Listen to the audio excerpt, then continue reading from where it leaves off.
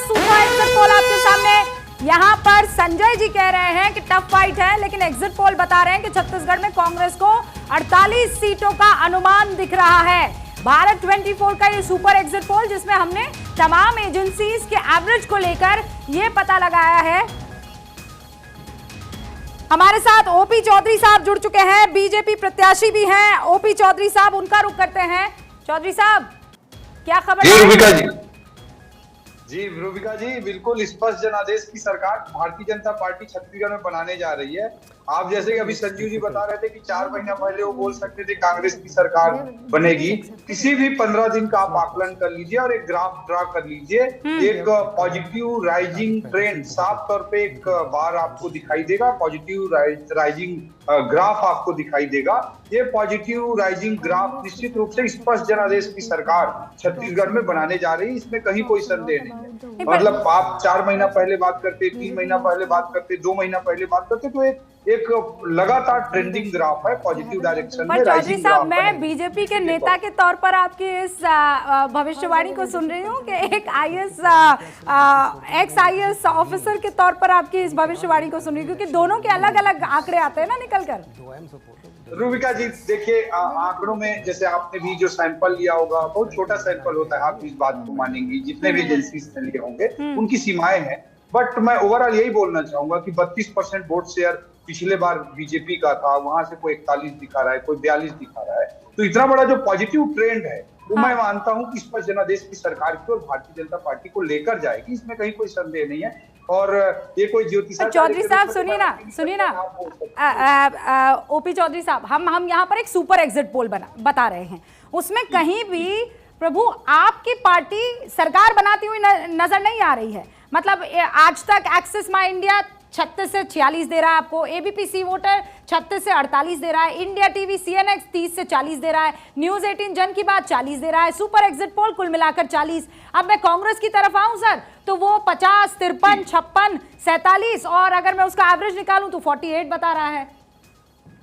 जी मैं यही बोलना चाह रहा हूं कि देखिए, पिछले बार 15 सीटों पर थी भारतीय जनता पार्टी। 15 सीटों से आप खुद मान रहे हैं कि मैक्सिमम 46-48 तक जा सकती है। आपके एबीपी सी वोटर की हम रिपोर्ट की बात करें या आज तक की रिपोर्ट की बात करें, तो जो मतलब मैं बेसिकली यही बोलना चाह रहा हूँ कि ये जो पॉजिटिव ट्रेंड है वो बीजेपी के पक्ष में।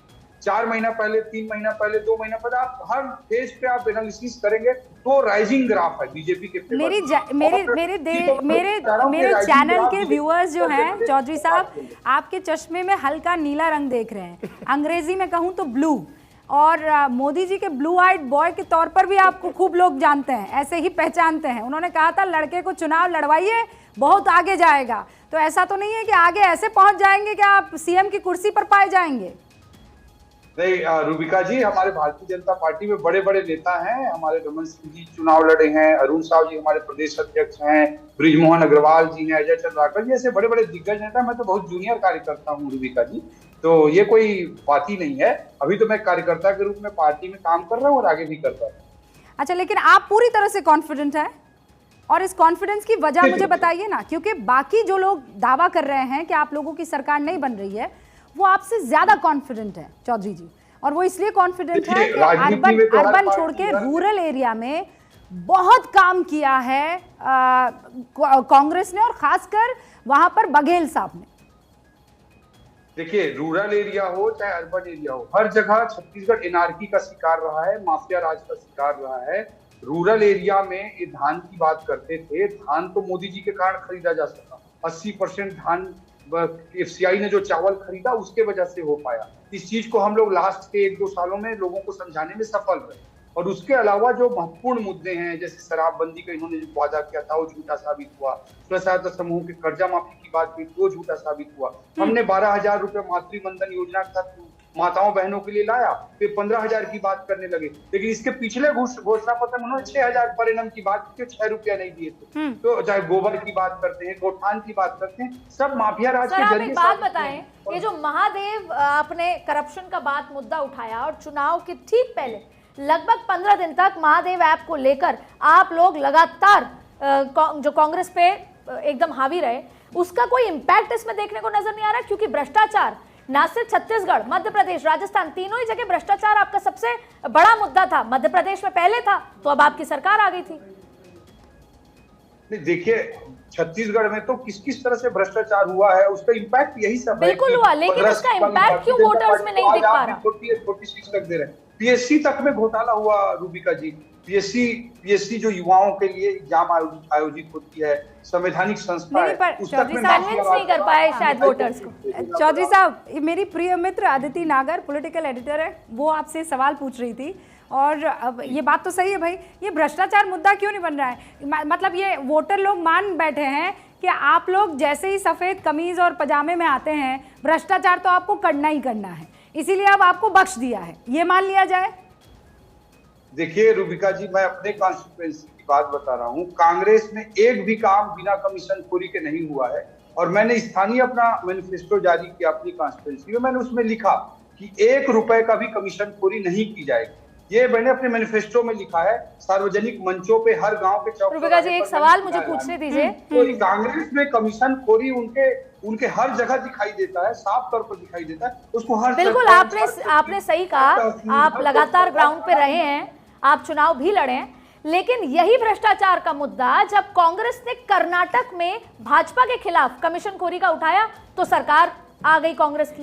लेकिन यही कमीशन खोरी की बात जब आपने छत्तीसगढ़ में करी तो वोटर्स को इंपैक्ट नहीं हुआ। ये वजह मुझे समझाइए।